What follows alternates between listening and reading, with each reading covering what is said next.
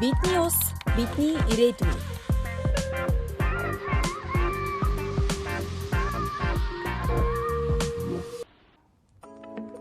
Сайн байцгаана уу эрхэм мөндөд үзэгчдээ 7 хоног бүрийн мигмар лав гарагийн 14 цагаас Монгол телевиз Терминал 1-ийн студиэс улс орон даяар чөлөөт ярилцлага үзэгч та бүхэнд хүрдэг. Өнөөдөр бид нэгэн шинэ эрхэмтэй уулзахаар студидтэй урьлаа.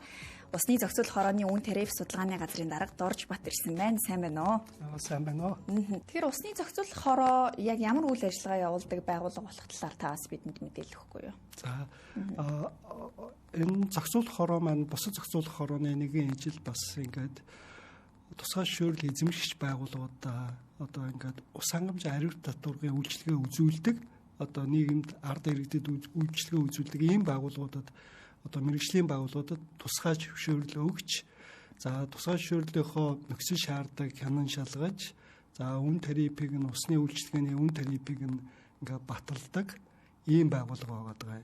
Тэгээ мөн бас нөгөө тэгвэр бас ингээд тусгай зөвшөөрөл эзэмшчээс гадна хэрлэгчээ нөгөө талаасаа бас хамгаалах ёстой. Тэгээ тусгай зөвшөөрлийг энэ усны үйлчилгээний үр дүнд хэрэглэгчид үйлчилгээний чанар хэрхэн хүрж байгаа талаар бид нар бас хяналт тавьдаг. Ийм одоо чухал үүрэгтэй хараат бус юм байгууллага байгаа. Улаанбаатар хотын хувьд гэвэл одоо яг ус одоо яг гол олборлоод түгээдэг байгууллага нь бол ус өвгөө удирдах газар орон нутгийн өмчт аж ахуйн тусаад үйлдвэрийн газар байдаг. За ус өвгөө удирдах газараас яг Улаанбаатар хотын хувьд бол Улаанбаатар хот бол нэг жилдээ нэг одоо нэг 60 гаруй сая одоо куб метр ус олборлоод тэгээ хэрэглэгч түгээдэг.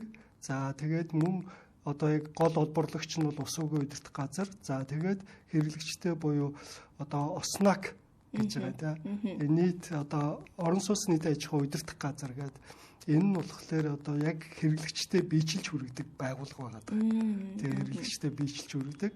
Тэгээ хувийн орон сууцны конторууд гэдэг нэг бас нэг 60 гаруй байгууллага байдаг. Эдгээр маань одоо энэ манай одоо хот суурин газрын одоо хэрэглэгчдэд цэвэр бохор ус мөн дулаанаар ингээ хангах үйлчилгээ ингээ үзүүлдэг.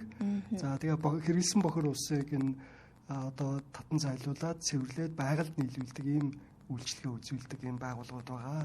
Тэгэхээр тусгай зөвшөөрөл олгодог бол усны үн тарифыг тогтоох гэсэн хоёр одоо гол чиг үүрэгтэй гэж бид ойлгож байна. Тэгэхээр усны үн тарифыг бас хэрхэн тогтоодог юм бол үүний ард ямар процесс, ямар үйл явц ер нь явд юм байна.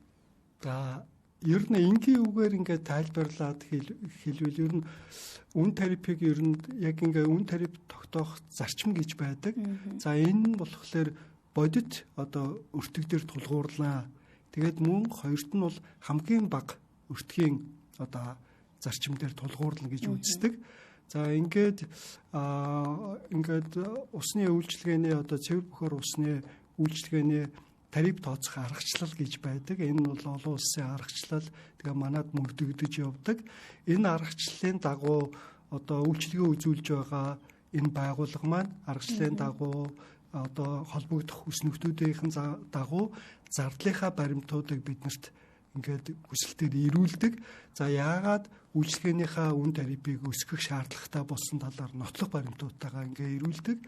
За энийг нь бид нар үндэслээд энэ одоо өртөг зардал нь яагаад үнэхээр өссөн байна уугүй юу гэдгийг хянан шалгаад за дээр нөгөө талаасаа нөгөө хэрэглэгчдээсээ бас санал авдаг.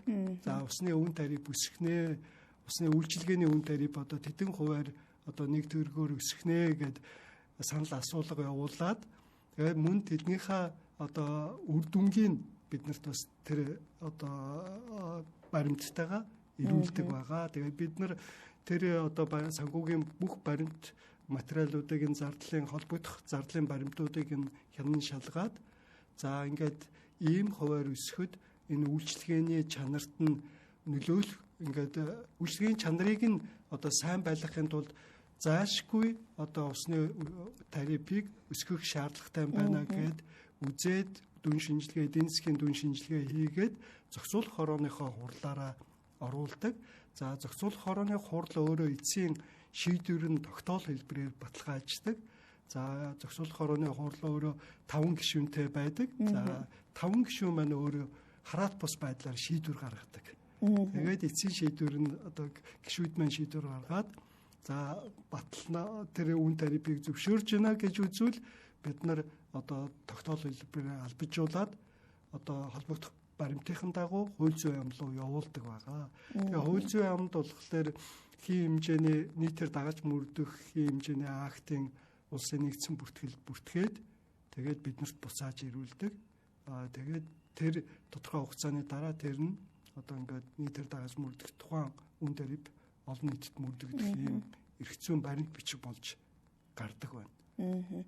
Тэгэхээр энэ ус хангамжийн салбар ус түгээж бас бохир татан зайлуулах үйлчлэгээ үзүүлж байгаа юм чи мэдээж ашигын одоо бас асуудал яригдах байх гэж бодож байна. Ер нь бус үйлчлэгээний байгууллагууд шиг ашиг олдог уу? Санхүүгийн зардал тооцох нь ер нь яаж явдаг юм болоо?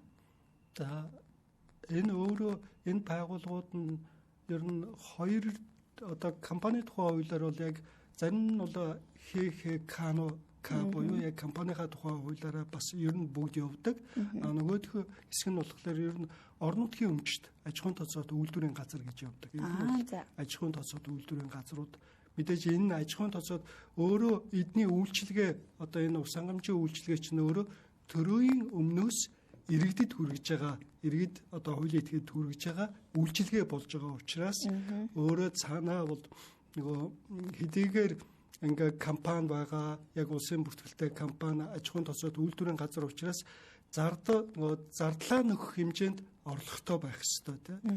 Яг тэгжээж үйл ажиллагаагаа явуулна, хэвээ явуулах ёстой. Гэвч одоогоор энэ салбар маань одоо ингээд яг ингээ нөгөө орлогоороо зардлаа нөхөх хэмжээнд бол тэгээ бүр ашигтай ажиллах хэмжээнд бол тийм байж чаддаггүй.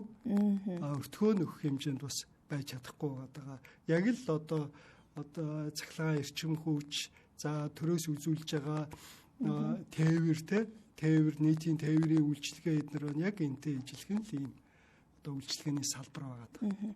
Тэгэхээр өртгөө нөхдөг болохын тулд үйлчилгээний үнийг ер нь нэмнэ гэсэн үг. Нөгөө талдаа 1 литр цэвэр усыг олборлоод хэрэглэгчдэд хүргэх бодит зардал болон яг өнөөдрийн борлуулж байгаа үн хоёрын хоорондын зөрүүг та бас бидэнд тайлбарлаж өгөхгүй юу? Энэ зөрүүг бас хэрхэн яаж нөхдөг юм бэ гэдэг нэг сонирн байна. За 1 литр усны одоо бодит өртөг тэгээ мөн хамгийн сүүлд хизээ нэмэгдэжсэн өмнө нь бас ер нь ямар үн ханштай байсан юм бэ гэдэг талаар мэдээлэхгүй юу?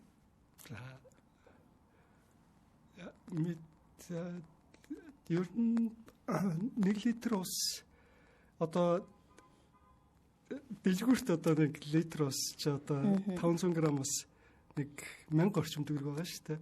Та гэрийнхаа юг ер нь 1 литр усанд ямар мөнгө төлдөг мэдэх үү? Яг бол тогтмол нөгөө задаргааг нь авдаг ч гэсэн ерөнхийдөө гэр хороолол орчмын айлууд өөр хэрэгжилж байгаа. Яг орон сууцны айлууд бас өөр хэрэгжилж байгаа. Албан байгууллагууд бас нэг арай өөр тарифаар хэрэгжилж байгаа ах гэж бодож байна.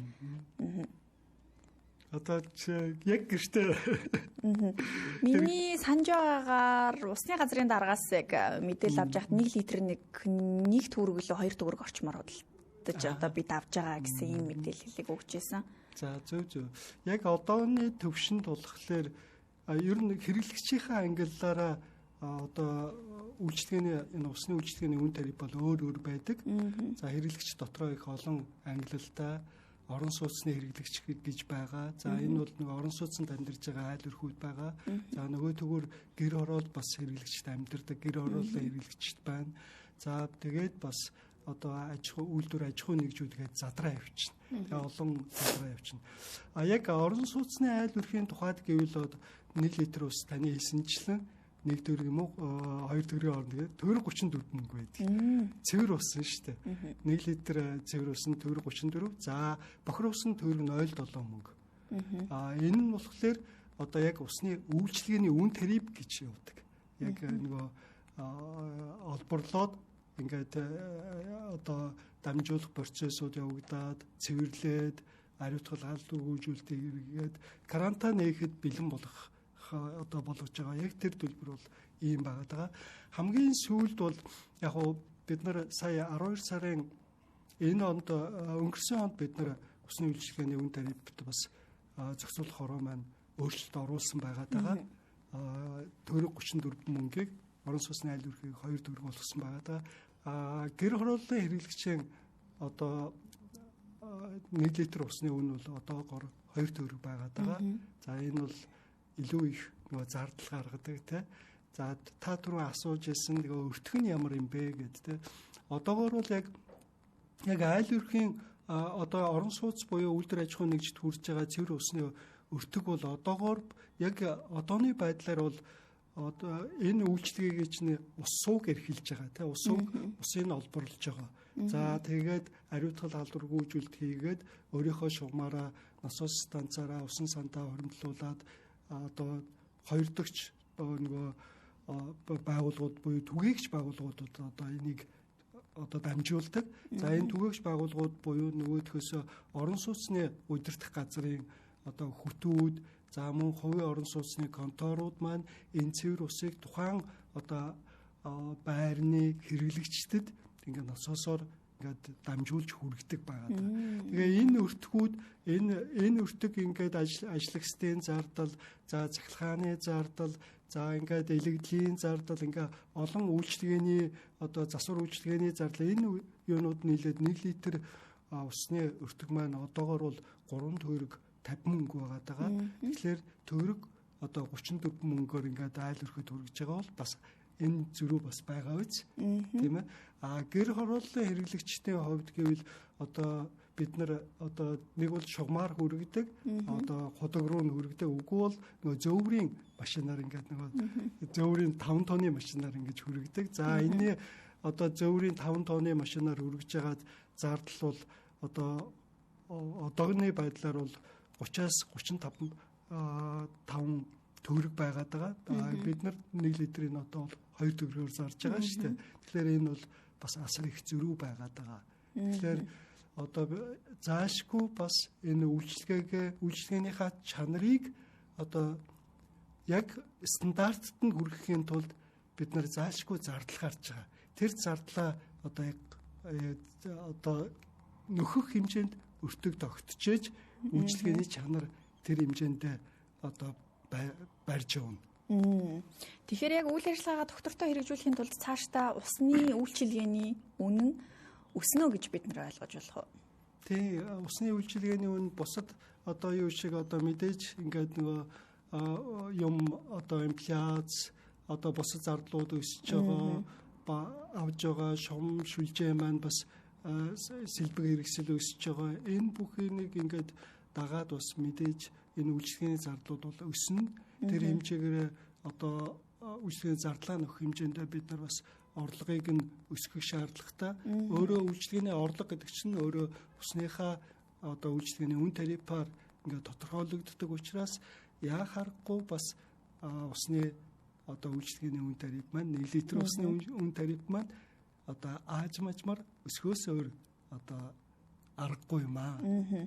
Та сая шугам хоолой техникийн одоо үзүүлэлтүүдийн талаар бас цухас дурдлаа. Тэгэхээр энд илэгдлийн зардлын талаар бас ярих нь зүйтэй юм болоо гэж бодож байна. Илэгдлийн зардал гэж яг юу гэдэг юм бэ? Энийн талаар бас та дэлгэрэнгүй тайлбарлахгүй юу? Тий.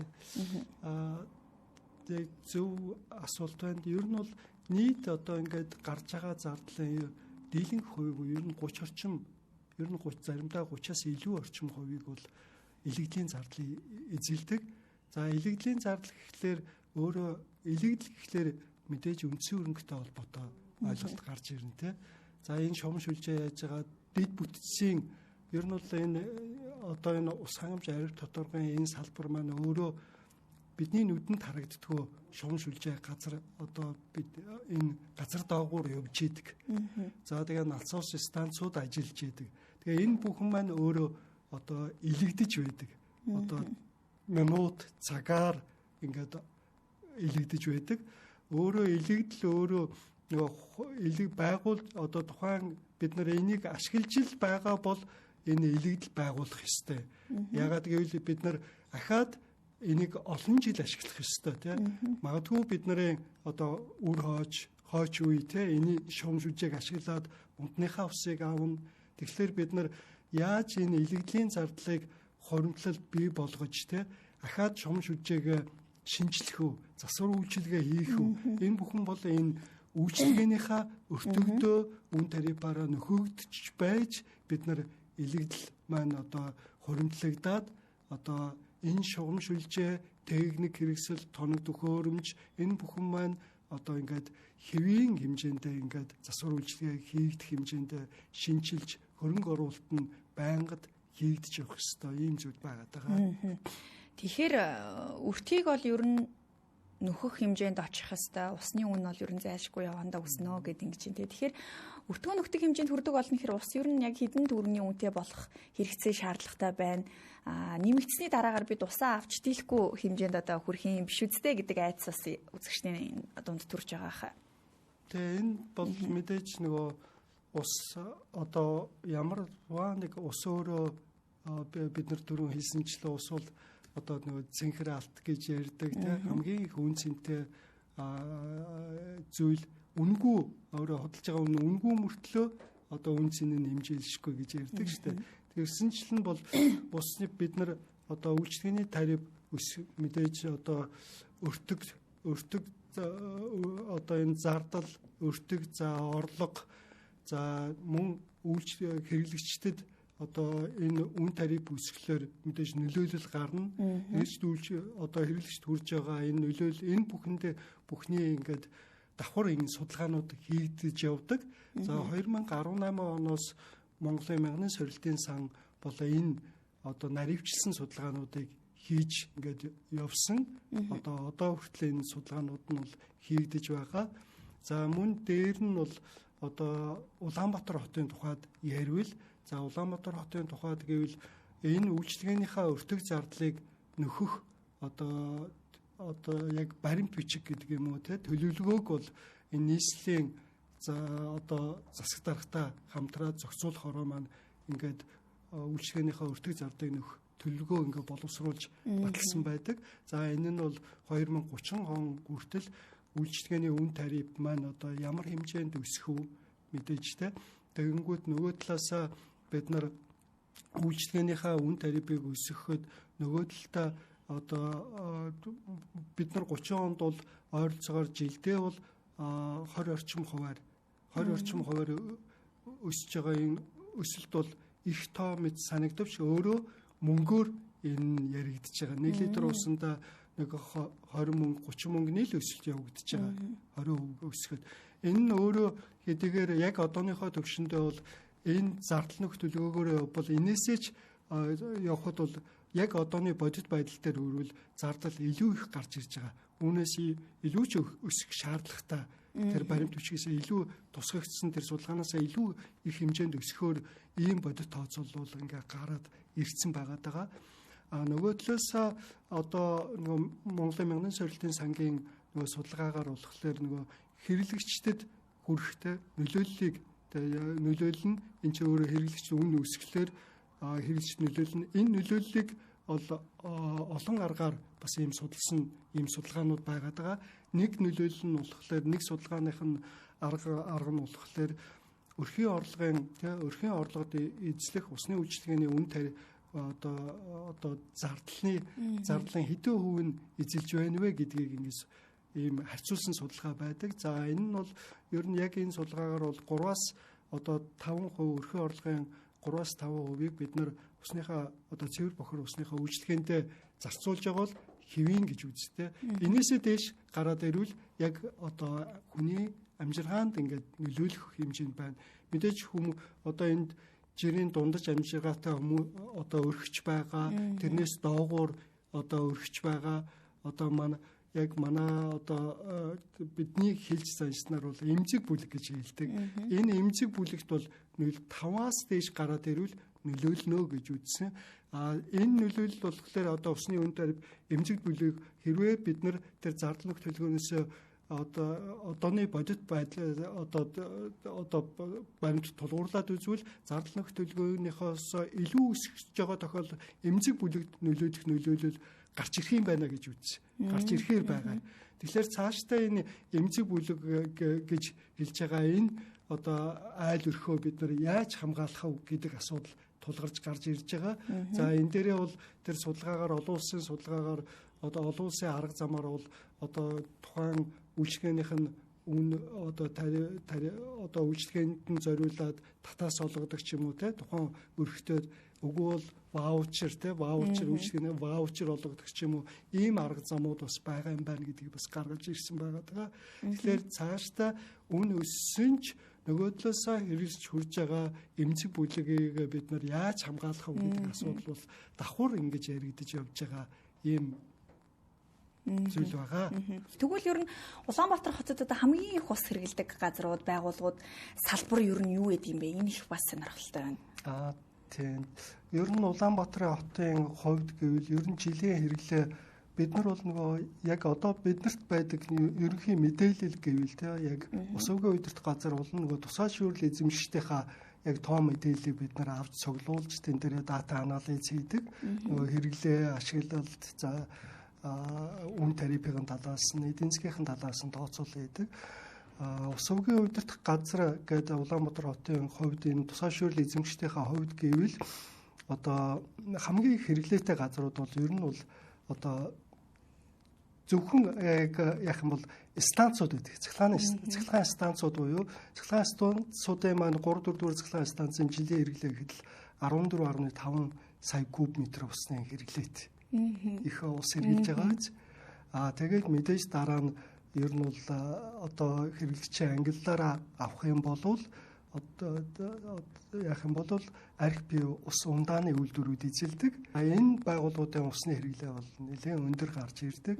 За дээр нь ус хэрэглэдэг аж ахуйн нэгжлэлийн сүүний үйлдвэрүүд орж ирнэ. Бас одоо ноос ноолуур үйлдвэрүүд байдаг. Ноос ноолуур. За дараа нь би одоо хамгийн түрүү нэг усны хэрэглээгээр нь яриад байна шүү дээ. Ноос ноолуур тэгээд эмнэлэг байдаг. Эмнэлэгт одоо 3 эмнэлгүүд болохоор мэдээж нөгөө өвчтөнд үйлчилж байгаа учраас ариутгал халдвар үүжүүлэх гэдэг үгнээс усны хэрэглээ маш өндөр байдаг. Тэгээд дараагийн салбар бол мах. За мах байгаа. Мах бүтээгдэхүүн боловсруулах үйлдвэрүүд байгаа.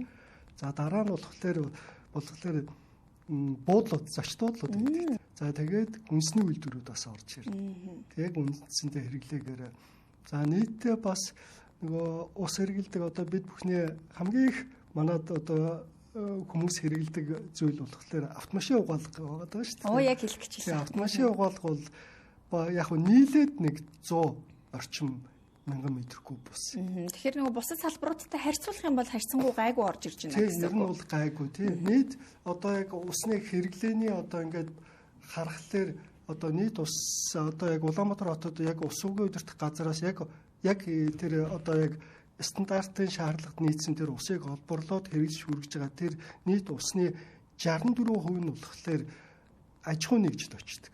Аж ахуйн нэгжид. Биш аж ахуйн нэгж уучлаарай. Айл өрхөд те. Айл өрх 64% гэдэг чинь бас их штэ те. 700 мянган айл өрх гээд байгаа. За дээр нь 36% нь болохоор саяны хэлсэн аж ахуйн нэгжүүдэд очино. Аж ахуйн нэгжид очино. Түрүүн ярьжсэн нөгөө цахилгаан станц гэж ярьжсэн те. Цахилгаан станц бол нөгөө өөрийн их усвартай учраас өөрөө хутгаараа татаж хэрэгэлдэг. Гэхдээ гүний ус одоо хэрэгэлдэг. Энэ нийт усны хэрэглээ Улаанбаатар хотын нийт усны хэрэглээ бол ингээд харахаар яг ер нь 100% гүний ус хэрэглэж байгаа бид нар 100%. Монгол улсын хэмжээнд гэвэл бас Батбаяргаа орж исэн гэж байна шүү дээ тийм. Нийт усны газар усны нөөцийн бол ихэнх ер нь бол бидний 80% нь одоо гадаргын ус байгаа 20 орчим хувь нь болохоор гүний ус байдаг. Бид нар ихэвчлэн гүний усныхаа нөөцийн 70 орчим хувийг бас хэрэгэлдэг. Жилийн хэрэглээ бол. Тэгэхээр энэ бас гүний усаа бид нар хэрэгжилж байгаа. Тэгэхээр 80% нь гадаргын ус, 20 орчим хувь нь гүний ус гэдэг. Тэгэхдээ нийт хэрэглээнийхээ талаас илүү хувийг нь бодоод үзэхлээр дандаа гүний ус хэрэгжилж байна гэхээр одоо энд бол зайлшгүй хэмнэлтийн бөгөөд бас менежментийн асуудал тулгарч байна гэж үзэх үү? Тий. Ер нь бол ингээ харахаар яг хуу гүний ус мэдээж гадаргын ус хэрэглэхэд мэдээ нөгөө одоо тэрийг одоо унд ахуйд юм уу хэрэглэхэд бас мэдээж тэрийг цэвэрлэх шаардлага гарна тий. Цэвэрлэхийн тулд маш өндөр нөгөө технологи шаардлагатай. Гүний усыг бол зөвхөн одоо 100-аас усуугийн үед манай Улаанбаатар хотын хэмжээнд яхад ер нь 100-аас 150 метрийн гүнээс олборлож байгаа. Тэгэхээр энэ олборлож байгаа юм бол нөгөө ихэвчлэн одоо ингээд олборлож байгаа. Олборлоо цахилгааны зарлагаар нь мэдээж ингээд яхаа арай гадаргын ус хэрэглэснээс арай хамаагүй хямд байдаг учраас гүний усаа хэрэглээд байгаа. Зардлын хувьд. Гэхдээ нөөцийн хувьд бөгөөд ашиглалтын хувьд бодглохлоор бас ер нь аль алиг нь тэнцвүү хэрэглэх ёстой юу? Тэнцвэржүүлэх шаардлагатай юу? Ер нь бол мэдээж нөгөө гадаргын усаа хэрэглэх ёстой. Бид нар гадаргын ус хэрэглэх ёстой. Тэгэхээр нөгөө одоо гадаргын ус өөрөө хомсдоод ирвэл заашгүй бид нар одоо гадаргын ус хэрэглэхээс өөр аргагүй. Гүний ус хомсдоод ирвэл тийм ээ. Улаанбаатар хот бол ус дахин боловсруулах үйлдвэр одоо нөгөө мянган сорилтын сангаар ашиглалтанд орж байгаа. Одоо Америкийн мянган сорилтын буцалтгүй сангийн тусламжтайгаар одоо ус дахин боловсруулах үйлдвэр ашиглалтанд одоо энэ жилээс ороод усаа авч эхэлж байгаа. Тэгэхээр энэ ус авч эхэлснээрээ өөрөө манай одоо яг энэ усны хэрэглээ, усны үнц гэдэг юмыг бас илүү ингээд үнцэнтэй болгож өгч байгаа маа л гэж би боддог. Хувийнхаа хувьд. Дахин боловсруулах үйлдвэр гэхээр бид саарл усыг хэрэгжилж эхэлнэ гэж ойлгож байгаа шүү дээ. Тийм үү тий? Тэгэхээр яг инженерингийн хувьд болоод дид бүтцийн хувьд ер нь саарл усыг хэрэглэхэд Улаанбаатар хотын шугам сүлжээ дид бүтц ер нь ямар зэргийн одоо бэлтгэлтэй байгаа болоо гэж тий. Одоо төв цэвэрлэх байгууламжийн шинжилэл томоохон хөрөнгө оруулалтаар одоо эрхчлээс ингээл ашиглалтанд ороод бүрэн хэмжээнд бол ажиллаж болно гэж үзэж байна. Гэвч системийн хувьд буюу энэ шугам сүлжээний хувьд ер нь хэр хангалттай бөгөөд бэлэн байдал байгаа вэ? Тэгээ саарл усыг ашиглаж байгаа тохиолдол бол ер нь бол хөдөө орнуудад бас байгаа. Шин цэвэрлэх байгууламж ер нь саарл усыг ихэвчлэн улс орнууд бол бусад улс орнууд бол одоо хөдөө аж ахуйдаа газар тариаландаа мал аж ахуйдаа хэрэгэлдэг. За манай хувьд гэвэл одоо бол уул уурхаад хэрэгжилж байгаа тохиолдлууд байгаа. За Хинтээ аймагт Хинтийн бор өндрийн улам ижүүлэх уурхаад хэрэгжилж байгаа. За мөн дахин боловсрол Эрдэнэт үйлдвэрч бас усаа дахин ашиглаж байгаа. Улаанбаатар хотын хэмжээнд гэвэл шин цэвэрлэх байгууламжаас одоо шинэ цэвэрлэх байгууламж цэвэрлэгдээд гарсан усыг одоо ус дахин боловсруулах үйлдвэрт ахин одоо тэр өндөр технологиор буюу мембран шүүлтүүрээр шүүгээд одоо станцын шаардлагад хөргүүрийн хэрэгцээнд ингээ ашиглахаар ингээд болж байгаа. Яг шин цэвэрлэх байгууламжтай хоорондоо нөгөө холбогдсон байгаа л дээ. Тэр үйлдвэр нь холбогдсон цаашаа дулааны станц руугаа бас шугам татсан байгаа да. Яг зөвхөн одоогор бол яг энэ 3-4-р цахилгаан станцад хэрэглэх боломжтой хэмжээнд шугам шүлжээ бол ингээд тавигдсан байгаа. Тэгэхээр үндсэндээ энэ нөгөө хамгийн өндөр хэрэглээтэй байдаг дулааны цахилгаан станцууд гэж байна. Тэгэхээр энэнийхээ их ус үрийг нь ихний байдлаар энэ цэвэршүүлсэн уснасаа хангаж байна гэдэг маань бас их томоохон одоо өөрчлөлийг авчрах болов уу гэж юу харж байгаа шиг байна тийм ээ. Тийм. Одоо та одоо бодоод үзэлтэй одоо 55 сая куб метр ус байлаа гэхэд тэрний одоо 14.5 саяыг нь бид нар дахин боловсруулсан ус хэрвээ хэрэглэвэл энэ хоёрын чинь хооронд зөрөө бас айгүй өндөр байгаа биз дээ. 14 тэгвэл бид нар бас газрын гүнийхээ усыг бид нар бас хэмнэх нэ. Жилдээ бол одоо яг энэ төслийн өрөөндөө бол 18 сая куб метр усыг хэмнэх юм тооцоол байгаад байгаа. Тэгээ цаашдаа бас зөвхөн дулааны станц биш таны ярьдгаар босод үйлдвэрүүд ч бас хэрэглэх юм эхний одоо бөгөөд ингээд боломжууд бүрдэх нэ гэж тийм. Тэгэхээр бид үндсэндээ ундны ус буюу гүний усаа аль болох одоо хэрэглэх хугацаагаа уртсгаа тэр нөөцийг илүү хамгаалах тал дээр бас арга хэмжээ авч гинэ гэж ойлгож байна тийм ээ. Одоо саарл усны ашиглалтын талаар бас ингээд ярихад ер нь одоогийн яг нөхцөл байдал дээр саарл усыг өөрсдийн хэмжээндээ ашиглаж байгаа ашиглах бэлтгэл нь хангагдсан байгаа салбарууд байгууллагууд ер нь юу байдгийг болоо Улаанбаатарын нөхцөл дээр энэ ер нь төлөвөө яригдах байхаа. Тийм ээ. Улаанбаатарын хувьд гэвэл ер нь бол одоо яг дулааны станцуудад хэрэглэгдэж байна. Түрүү нөгөө бас мэдээгээр явж ирсэн да амгалан дулааны станцд байгаа тэр болохоор нөгөө MCS Coca-Cola-гийн усыг юунд хэрэгжилж байгаа тийм жишээ байгаа. Хөргүүртэй хэрэглэгдэж байгаа. Тэгээд манай яг 3 дугаар цахилгаан станц маань жилдээ 5.5-аас 6 сая одоо сая куб метр ус хэрэглэдэг бол өмнөхийнхаа 3.5 сая куб метрийг нь одоо тэр одоо зөв зөвлөх боломжоос гарсан усыг дахин ашиглах үйлдвэрээр дамжуулаад ашиглахаар байгаад байгаа. За 4-р цахилгаан станц маань одоо бүх усаа буюу 8 сая куб метр усыг дахин ашиглах юм одоо боломжтой гэдгийг ингээд мэдэгдээд байгаа. Тэгэхээр их сайн одоо тийм одоо жишээнүүд гэвэл одоо ингээд дурдж болохоор байна. За жижиг салбарууд гэвэл мэдээж байгаа. Ноос ноолорын үйлдвэрүүд байна. За нөгөө машин угаалгын газрууд ч байна. Машин угаалгын газруудаа усаа бол дахин ашиглах яагаад бас үнийх нь юугаар бодлоор бас ингэж барихгүй бол бас болохгүй. Цэвэр ус мэдээж хэрэгжилж байгаа учраас цэвэр ус хэрвээ үнэтэй байгавал тэд нар усаа дахин ашиглахаас өөр аргагүй шүү дээ. Хэрвээ нөгөө өмнө өөрөө нөгөө одоо цэвэр ус өөрөө хямдхан байгаад байгавал нөгөө дахин ашиглах уснасаа хямдхан байгаад байгавал мэдээж эдийн засгийн сонирхол нь бол нөгөө бага байж таарна шүү дээ, тий. Цэвэр усаа ашиглахыг л бодно шүү дээ. Хямд өртөгтэйгөр хамгийн хямд өртөгтэйгөр. Тэгэхээр бид нар яг энэ нөгөө цэвэр усныхаа үнд цэнийг бид нар заашгүй одоо нэмэгдүүлэх шаардлагатай, тий. Тэгэхээр яг уу хэдийгээр одоо төгрөг 34 мөнгө тий аж ахуйн нэгжийн төгрөг айл өрхөд төгрөг 34 мөнгөөр хүрж байгаа боловч энэ чинь өөрөө яг ус угийн удирдах газар өөрөө 1 төгрөг 50 мөнгөөр явж байгаа. Тэгэхээр чинь алдагдaltaй гоц төгрөг 34 мөнгө. Тэгэнгүүт нөгөө осног буюу нөгөө дамжуулах нөгөө түгээх шугамудаа ашиглаад хэрэглэгчд одоо энэ чинь шахаж үргэж байгаа энэ нөгөө осног одоо хувийн орон сууцны конторууд энэ байгууллагуудын хувьд гэвэл өртөх нь 2 төгрөг болж ирж байгаа. Тэгээ 3 төгрөг бараг 3.5 төгрөг байгаа байхгүй. Тэр нь одоо төгрөг 50 мөнгө төгрөг 34 мөнгөөр тий 2 төгрөг аж ахуйн нэгжид бол 2 төгрөг 60 мөнгөөр ингээ үрж байгаа нь бас хамаагүй алдагдaltaй. Бид нар яг үнийг нь тогтоохыг боддог.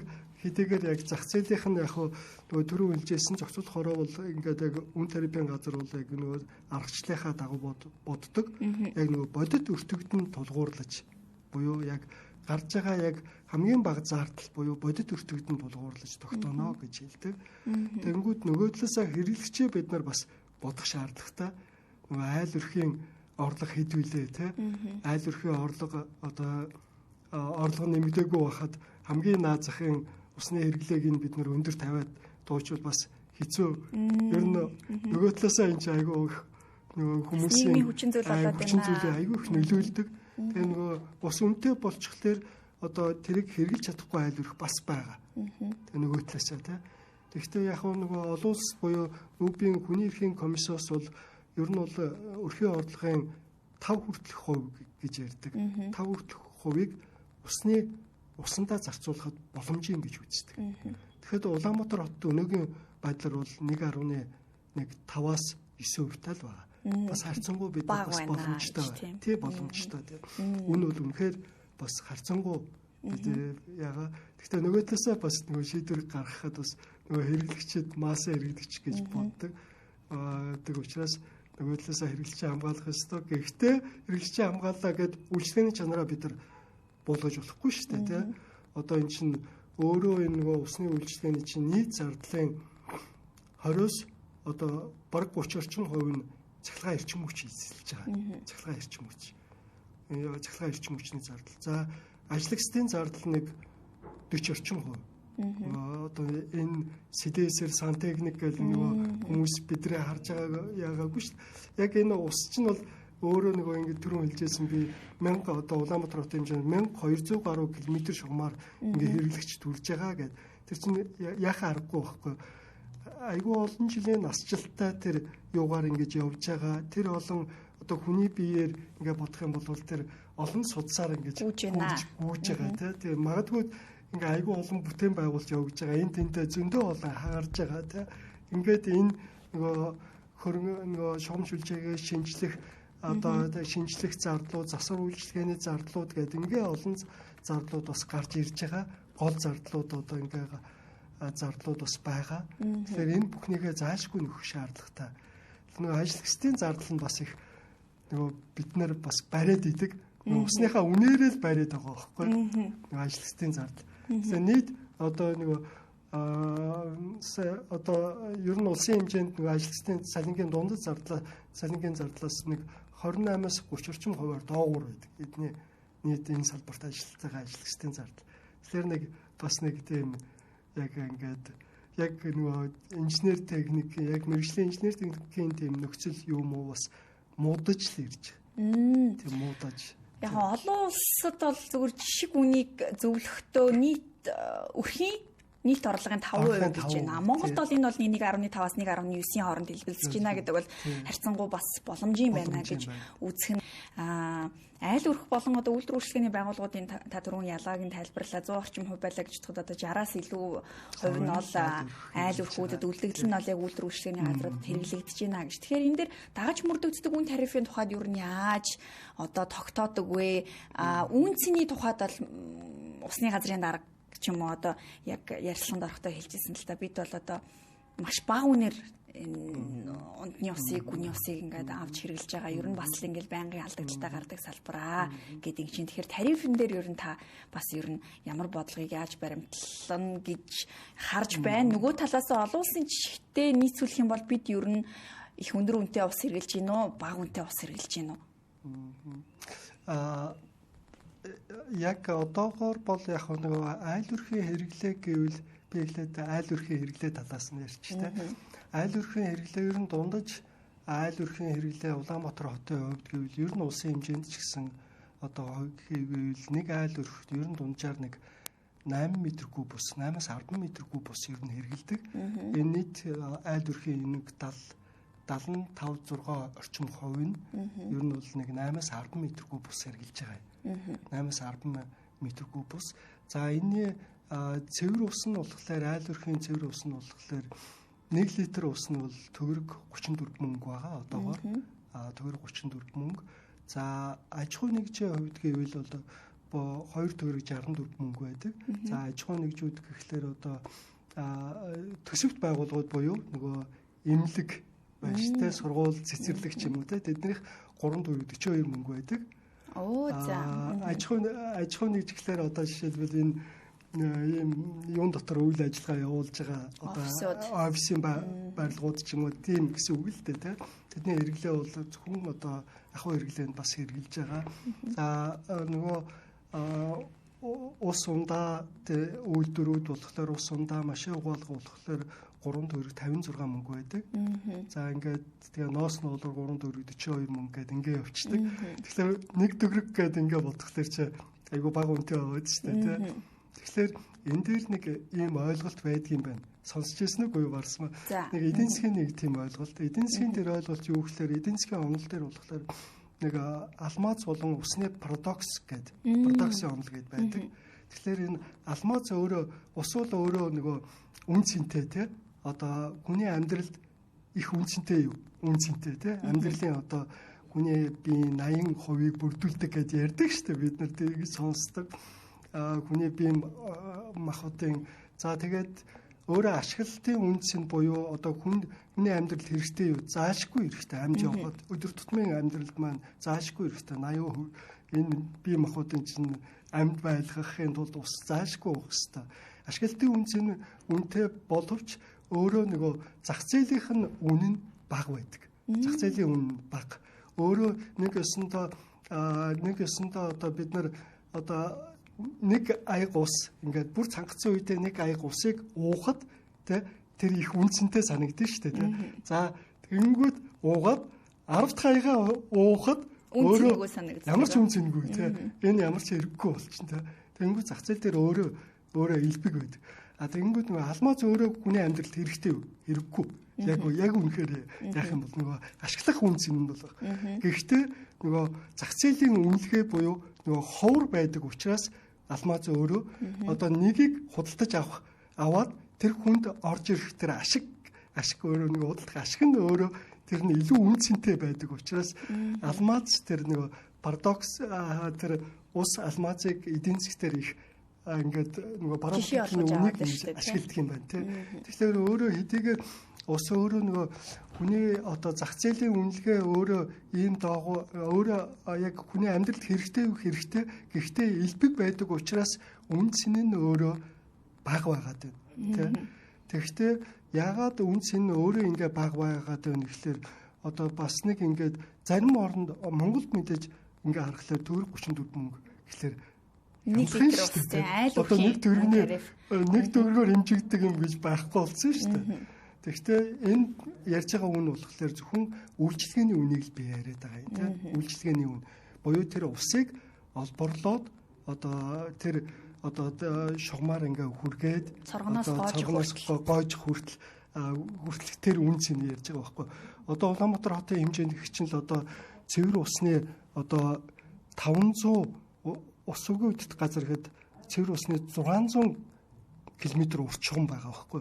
600 км чи урт шүү дээ тийм. Тэгээд дээр нь орон сууц нийт аж ахуй удирдах газар за нөгөө хувийн орон сууцны конторуудын ингээд дамжуулах шугамуд нь гэхлээр 600 ахаад ингээ 1000 гаруй километр ийм шугамар ингээ хурж байгаа байхгүй.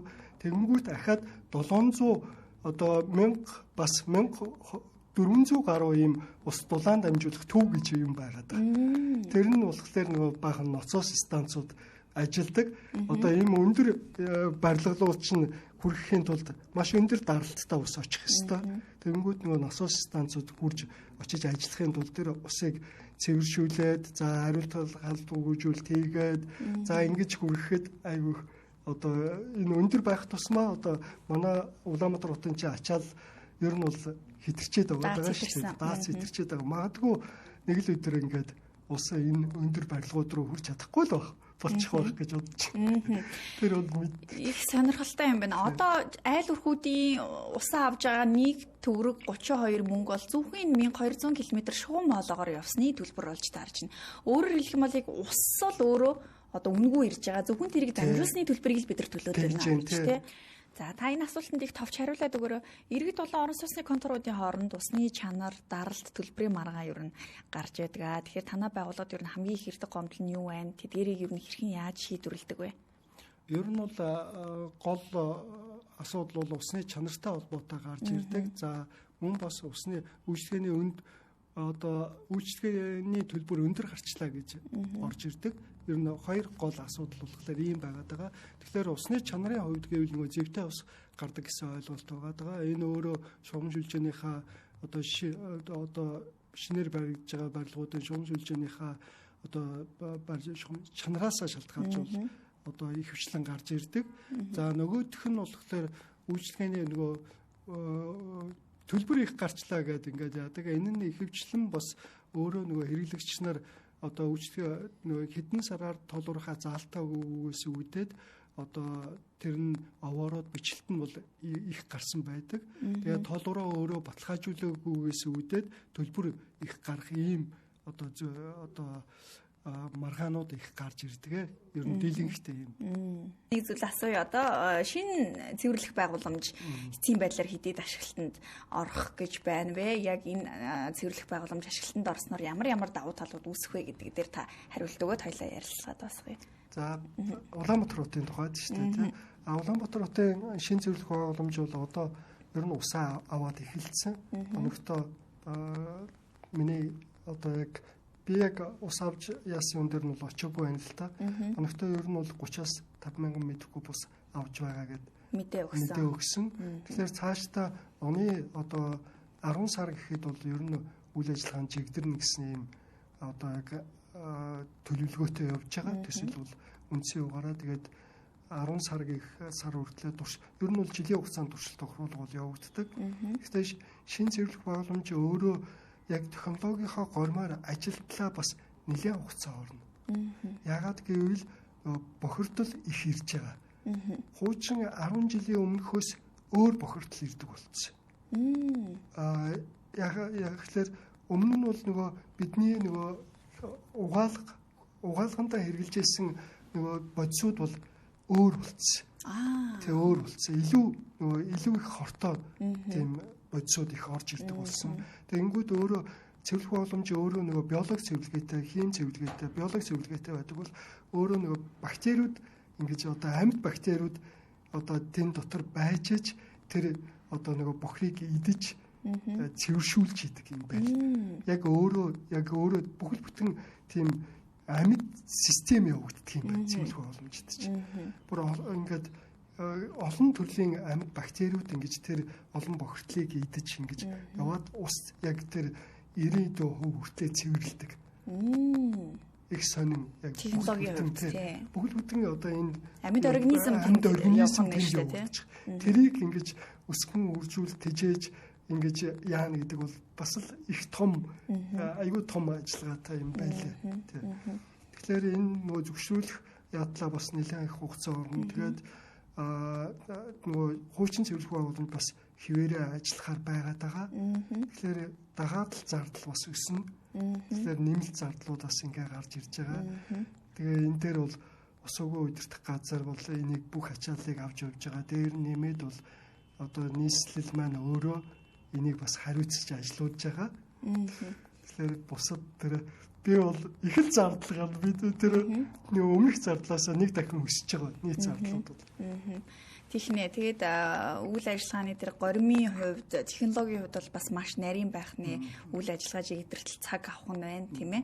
Гэхдээ ашиглалтанд орж байгаа нэг сайн хэрэг юм аа. За, ярилцлага энд хүргээд өндөрлөө. Ямар ч та чинь усны үнцний тухайд бөгөөд үн тарифын тухай, дээрээс нь нийгэмд юу н ямар нөлөөлөл үзүүлдгийг маш хурдан өөрчлөх, энэ дээр өөрчлөлт хийх боломж байдаг юм уу, үгүй юу гэх мэтчлээ хоёлоор нь их олон хүчин зүйл талаас нь ярихыг хичээлээ. Тэгээ энэ ярилцлага YouTube дээр Терминал нийтэг channel дээр чөлөөт ярилцлага гэсэн плейлистэн дотор орно. Тэгээд мэдээж энэ ярилцлагыг дахин давтаж үзэх боломжтой. Хэрвээ энэ ярилцлагыг та дахин үзэх шаардлагатай хэн нэгэнд үзүүлэх хэрэгцээтэй гэж бодож байгаа юм бол YouTube-с дахин одоо үзхийг хүсэж байна. Мөн Монгол телевиз болон терминалийн пэйж хуудсууд дээр лайв бичлэг маань хадгалагданаа. Ингээд өнөөдөр бидэнд цаг зав гаргаж ирж энэ асуудлын хүрээнд бас ярилцсанд их баярлалаа. Тэгээд одоо усны асуудал бол бас яг одоо өөрийн шинж чанар шиг их одоо олон төрлийн хүчин зүйлтэй, олон төрлийн нөлөөлөлтэй ийм асуудал юм байна. Гэвч одоо эцсийн нэг үр дүнд бол бид энэ хэмнэх ёстой, үн цэний хувьд нэмэгдүүлэх ёстой, өртгийн хувьд бол өсгөх ёстой гэсэн нэгдсэн байр суурин дээр бас хүрхэн зөв юм аа гэж ойлгож байна. Танд их баярлалаа. За баярлалаа. За таны ажилд амжилт хүсье. За та бүхний ажилд бас мөн амжилт хүсье. За маш их талархлаа танд. За үзэгчдээ Монгол телевиз терминалийн чөлөөт ярилцлага ээлжит нэгэн шинэ дугаараа үзэж та бүхэнд хүргэлээ. Өнөөдөр бид усны зохицуулах хорооны үн тариф судалгааны газрын дарга Дорж Баттай ярилцлаа. Маргааш шинэ зочинтойгоор иргэн уулзъя. Баяртай үзэгчдээ. Бидний ус, бидний ирээдүй.